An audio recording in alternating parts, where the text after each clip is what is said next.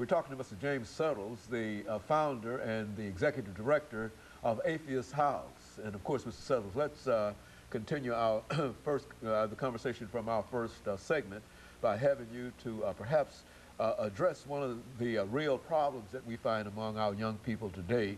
And I think it goes back to what you described as your own personal mentality. That is to get rich or die trying. And I say that because that's a very, very popular concept and a movie and et cetera that a large number of individuals are sort of attracted to. And so let's talk about it from that perspective.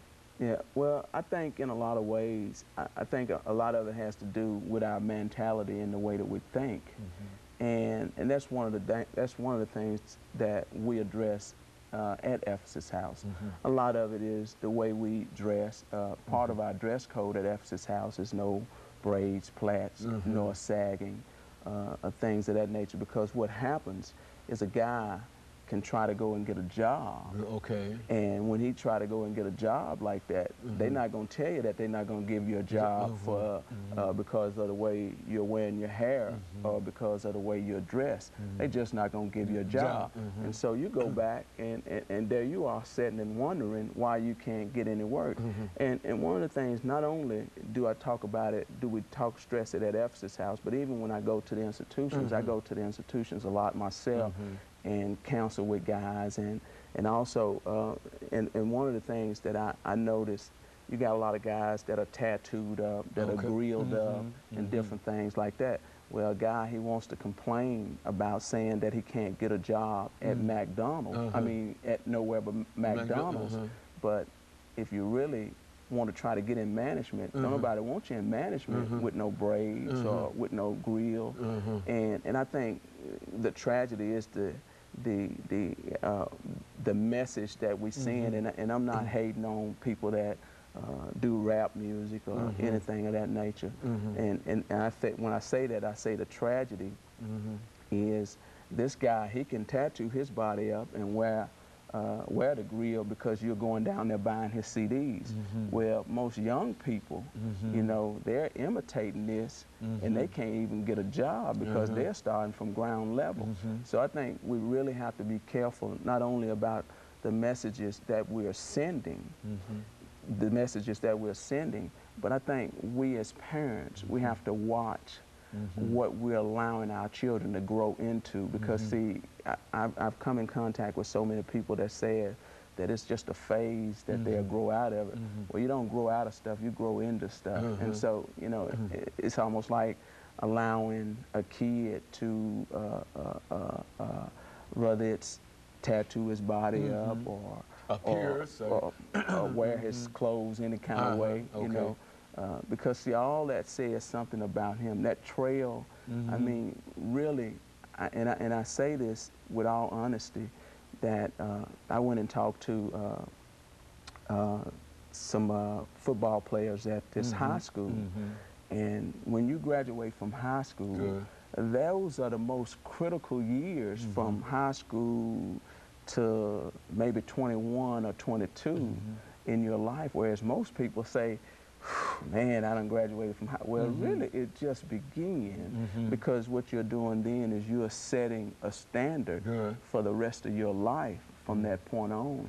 And so I just think that we have to be really careful about the stuff that we allow to, that seems so innocent, you know.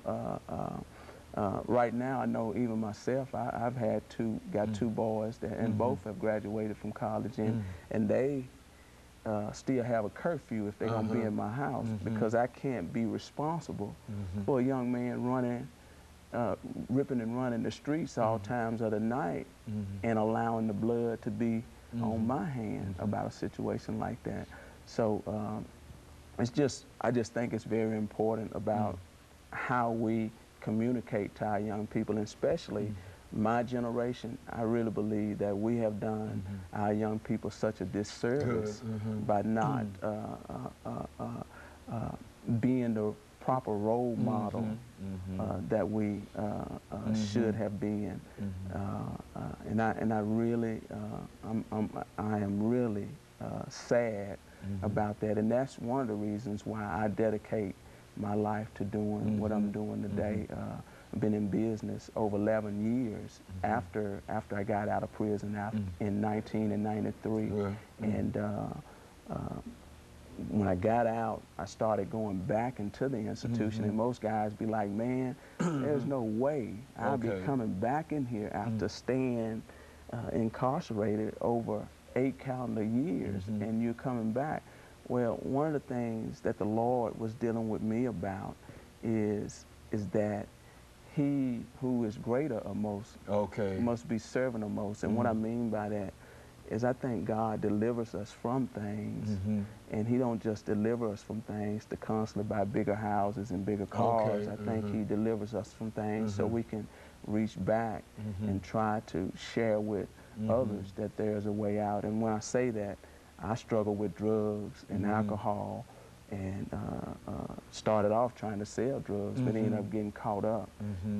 But I'm thankful that I can honestly say that I haven't used drugs since 1986, and I think that's part of me trying to really stay focused to what is really happening. It's almost like, you know, I've talked to a lot of people that we act as if it's just a black thing, but it's really it's a human thing, man. It's not just black people. It's a human race deal, and I think I'm always reminded of Dr. King. You know, him and Malcolm X was having that conversation, and he was just so caught up in the human race, and I just think that's where we have to be, because, you know, it's not just about the black kid, but it's about any kid that is coming up in a dysfunctional environment, and you being able to mentor and give some guidance to. And when I say that, I believe that every time that we come in contact with a person, that we are affecting them for the good or the bad. And I think that it's our job to really be a light, whether it's being that light to any man, woman, and child that we come in contact with. Very good. And you know, of course, Mr. Settles, we're getting ready for our second commercial break, after which we'll come back and have a third segment, and we'll allow you to continue this conversation. But I think essentially that's the kind of information we want, and we would also like to have some information during this third segment in reference to the house that you've established and some of the things that our audience might do in order to assist you. And we'll be back with you following this very, very short commercial break.